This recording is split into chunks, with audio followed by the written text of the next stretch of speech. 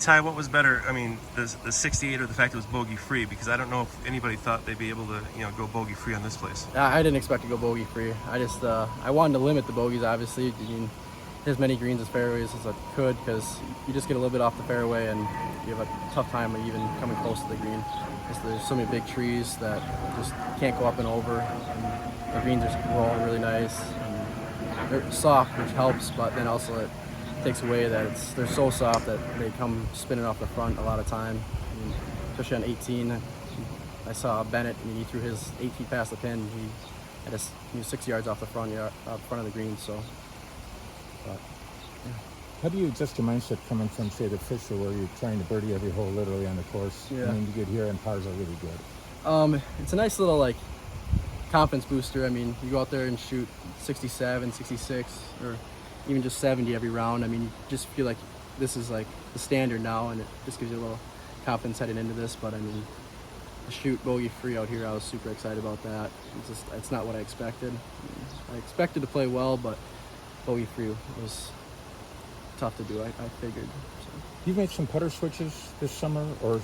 Yeah, I've made a lot of putter switches over the years, but I had a Lab Mez 1 coming out of the school year, and kind of switched right before Badgerland, and putted really well there.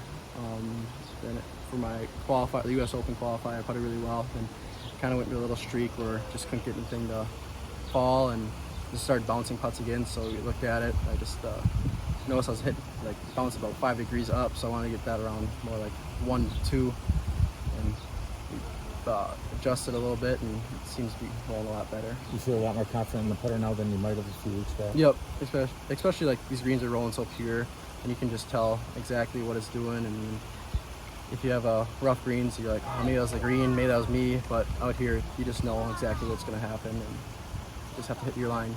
So. What did you hit in on 9?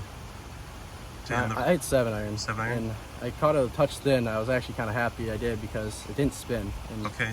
I was stable over the hole, so I could actually give myself a really good putt at it, and caught the left edge, and that's nice to end on a birdie for the day. When when they were setting the hole today, I talked to Thomas and Drew, and they said that was a hole where they had to be careful, because a lot can happen, if you get too many, get behind the hole. And if you keep it in that front half, did you have a strategy for how you wanted to finish that hole? And is it a birdie hole? I wouldn't consider it a birdie hole. I didn't expect myself to make birdie.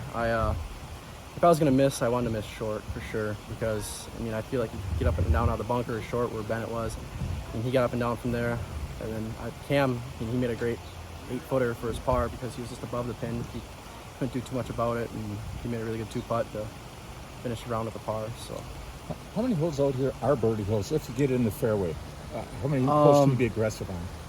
The par 5s I try and be kind of aggressive on, but hole is the one that we played as a par 4 today, that I didn't expect to birdie that today, and it became a very gettable par 5 to a very tough par 4. So they took away one of the birdie holes, I should say, but I ended up capitalizing on that, and I felt like that kind of jump-started me a little bit, feeling really good about my round.